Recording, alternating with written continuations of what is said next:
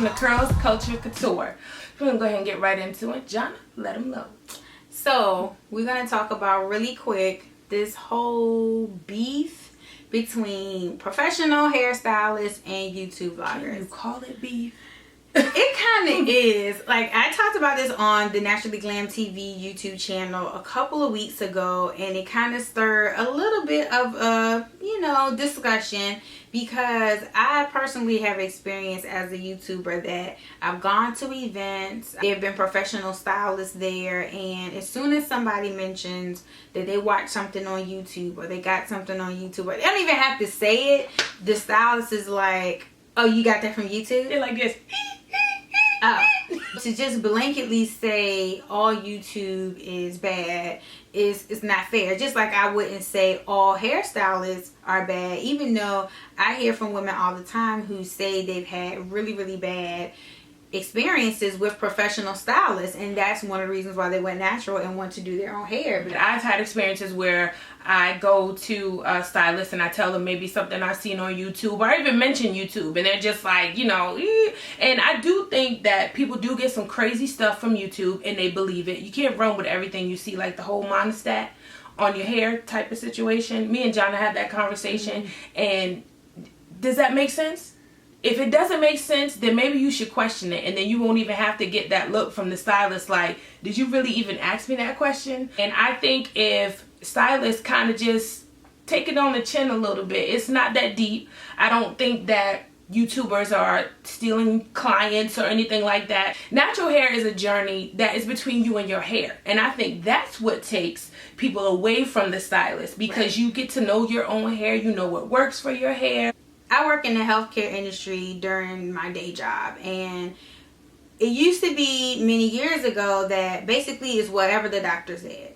You didn't know anything about your health. You didn't know what was going on. You didn't know what the blood results meant. You didn't know what the medication was for. You just did whatever the doctor said. And unfortunately, that's not really the best way to get people to care for themselves and take good care of themselves. You're never going to replace going to a doctor. Like, if you need to have surgery, you're going to the doctor.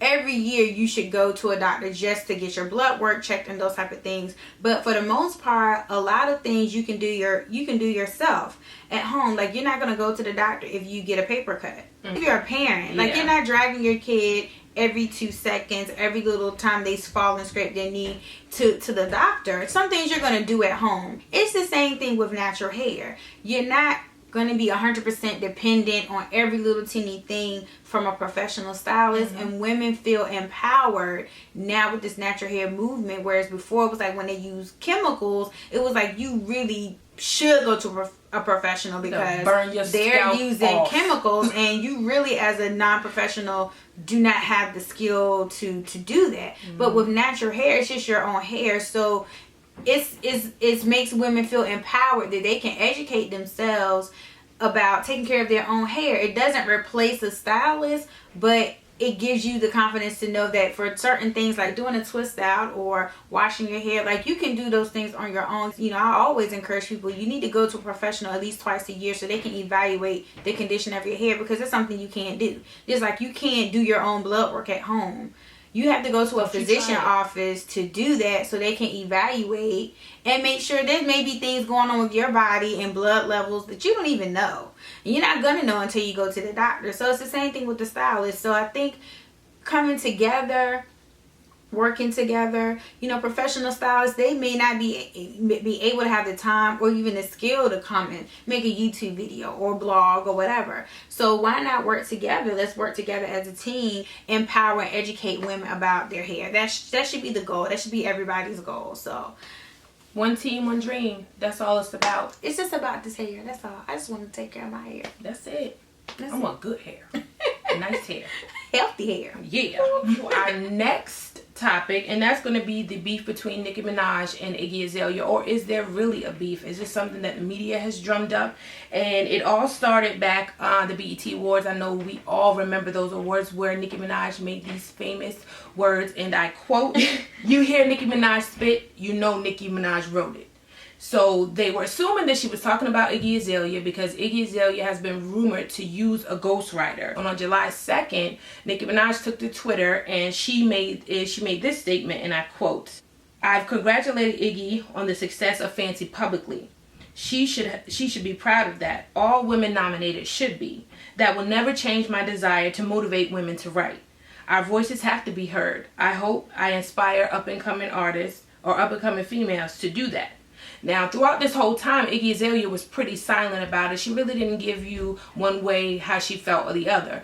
But the following day, after Nicki Minaj tweeted, Iggy Azalea took to Instagram and she stated that if I had won the BET Award, that would have been great, but it wasn't my year and I don't mind. So you shouldn't either. So basically, Iggy Azalea is saying that there's no beef. That's what leads me to believe that this beef was basically drummed up by the media more so, because people's words could be misconstrued and they could be taken out of context. And just like Nicki Minaj said, she would encourage anybody to write. That's not to take away anything from Iggy Azalea's success, ghostwritten or not.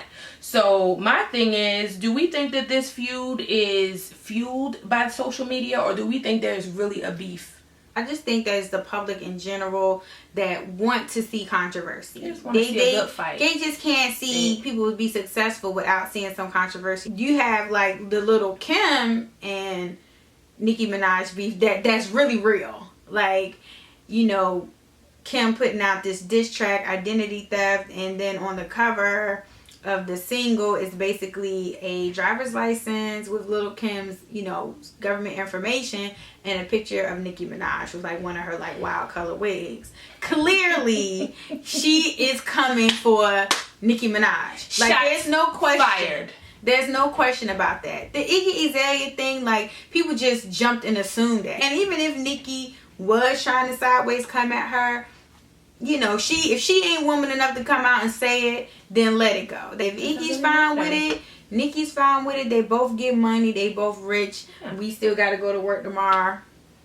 Let them live. Yeah, female rappers have a hard enough time in a male-dominated industry. Find out just how hard on Oxygen's new show, Sisterhood of Hip Hop, where they follow 5 female rappers on their journey to the top. It starts August the 12th on Oxygen at 9 p.m. So one thing that we definitely want to make mention of that I'm super excited about, I didn't even realize this much time had passed, but Mary J. Blige is celebrating her 22nd year in the music business. That's some big stuff right there. That is amazing. Do you guys remember, now I'm telling my age, might be telling your age. Do you remember when she was a background singer for Father MC? Father MC, if you do for me, I'll do for you. So congratulations to Mary. Yes. Much success. Another 22 years in the game. I think Mary J. Blige is going to be one of those artists that's like Patti LaBelle. Yes. That's just going to be around for the long haul and still relevant. Yes. Still singing good. Still able to perform. So big up to Mary J. Blige. Congratulations. All right. Now we want to introduce to you our new segment that we will be doing. It's called Rock It or Stop It, where me and Johnny give you our opinion of some celeb looks. Maybe you like them, maybe we don't like them, maybe you don't like them and we like them. Either way, we're going to tell you how we feel. So first up, we're going to start with Zoe Saldana.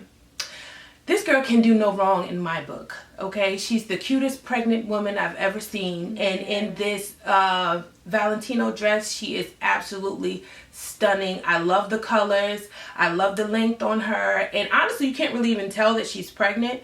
And probably this was captured. She wasn't that far along. But I think it's absolutely gorgeous dress. What do you think, John? Yeah, I gotta say, this is definitely a rocket. You know, when you're pregnant, you kind of get a pass to wear certain things. This look, though, I definitely think she looks amazing. You know, you can't expect the same... I don't think you can expect the same look on the red carpet as you would when a person's not expecting. Yeah. Because, you know, every designer is not making clothes that are going to fit that woman's shape. Mm-hmm. So you kind of got to which you can, but I think this dress is definitely beautiful. The colors, it's like flowy. Yes. And that I love. It just, and her hair kind of goes with that. She's got kind of like the like beach wave. Yeah. Like it just looks so effortless. She just looks like she's just floating down a runway. So I definitely think this is a rocket. Next up we have Sydney LaRue, an American soccer star. This black number, or lack thereof, is really not jiving with my creative fashion juices at this time. It's a lot going on. It's like her body is caged and it's trying to break out of jail. I don't know. I think it's sexy going overboard. What do you think, Jonna?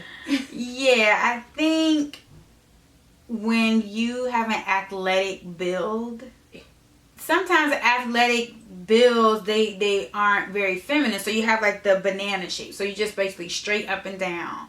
And so certain dresses that are also straight up and down, they aren't flattering because they don't give you that feminine hourglass shape. So I think that's what's missing here. I think it's a little too much for me for a red carpet. So here, it's just a black tie event.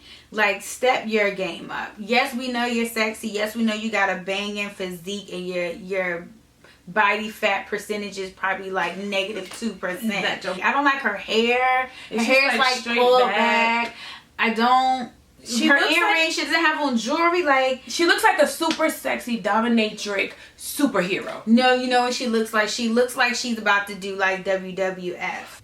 When you show too much, it kind of downgrades it. So I wish she would have just picked a body part to show. Like if she was going to have her arms and shoulders out in a low cut neck line, that should have been it. Not the low cut neckline and the shoulders and the arms and the abs and the nude, over the bra and like the legs boom, out. Like it's too much out. Like pick a focal point and then just let that be it. I think that just would have made her look more elegant. Yes. So is it a rock or a stop it for you? It's a stop it. I have to say stop it. Stop it. Stop in the name of style. Yes. Before you look real wild. A mess. And next up, a dojo. First thing that came to my mind when Neo rocked this to the BET Awards was Last Dragon. For real though, okay? I know Pharrell is doing the hat and everything, Smokey the Bear, and that's kind of like trending for him. Not for anybody else, but for him. I think Neo took a lot of different looks and he tried to fuse them together. And then he has on these Hammer Time pants with these white high top sneakers. And then he has the chains going on. And then he has glasses on top of. It's a confusing look to me. I feel like he was trying too hard personally. And don't get me wrong, I am a Neo fan. I am Year of the Gentleman. Okay, I love him in a fitted suit, tailored suit. That's how I like to see him. I feel like he looks better like that. I'm not saying that he can't step out the box, but this time he stepped out the box on the ledge and then he jumped. What you think, John? Yeah, this is definitely I want to say some of it he can rock and some of it he needs to stop. I don't think it's ever cute to have pieces of your outfit that aren't functional. Like if you're not ever going to put the glasses on, but you just put the glasses on for the look, I'm not a huge fan of that because it just doesn't seem authentic. Now what I will say is that I love a man with very clean shoes. His white kicks are like spanking white clean. So that, he can rock that. I say stop it, drop it. I say stop it, please. Up next, we have Tamara Mallory. I don't want to pronounce it wrong, but I want to keep it real if I don't know how to. We have Tamara, the twin girls. Tamara. It's Mallory. Anyway, y'all know who we're talking about. You see the picture. You see it. Anyway, Sister Act. It's kind of like a nun type of situation, and the arms are too. I don't know. Okay, let's take it from the top. She's a very sexy girl, her and her sister both. We already know this. This look does nothing for her body. It doesn't flatter it. It doesn't celebrate it. It hides it. I don't know. It's scared of her body. I don't know. The arms, I don't understand what this is. It feels like choir rope arms when, you know, I don't know. It's just not working for me. It's not the best that I've ever seen her look as far as an outfit. Now, the face is looking good, sultry. The hair with the curls and everything, that's working. Nude shoes, boom. But just that dress is just, that's really mother henish. I'm not so mad at the arms. I'm not so mad at the sleeve. But it's the rest of the dress. Like, I feel like if you're going to go with the flowy sleeve, the dress maybe should have been fitted and a little bit short. It just overwhelms her. She's a slim girl and the dress is big and the sleeves are big. I think she would have picked one thing and probably just been the sleeve. Let that been the bell sleeve is cute. The clutch is cute. The shoes are cute, but I think the dress itself should have been just fitted to her body. Love the hair, yes. Love the makeup. I think that looks great with the white. Yeah. This has been the end of our segment of Rock It or Stop It. We absolutely love doing this. I know me and John had a ball. Yes. And we will continue to bring this to you. If you have any suggestions for us, someone who you would like to know what our opinion is, if we would rock it or stop it, please leave us a comment below or email us at curlsculturecouture@gmail.com. Yes, so thank you guys for tuning in to episode 2 of Curls Culture Couture. And we will see you guys on the next episode. Peace. Bye.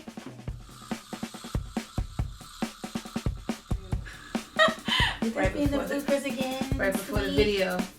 Gotta fluff your hair. Fluff your hair, ladies. I love this pink lipstick. Gotta be my feedback. Okay. Feedback. Hello, loves. Oh, I wasn't looking. Oh. I was looking down. Hello, loves. Tiana. Hey, it's Jonna. I don't like that one. Okay. Tiana. You said it. It's your name. I was like, no, but I was like, Tiana. Tiana coming to you. I don't know what to say that.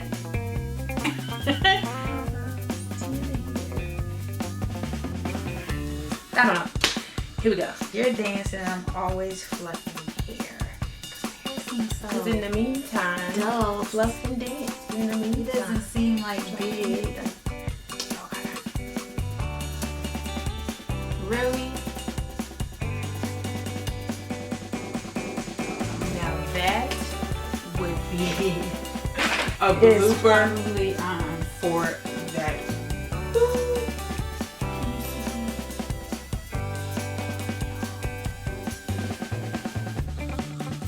The struggle is real.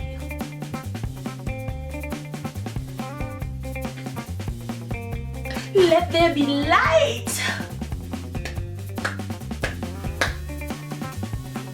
There's a blooper for you right there. Now, that's a blooper. About Sunday, but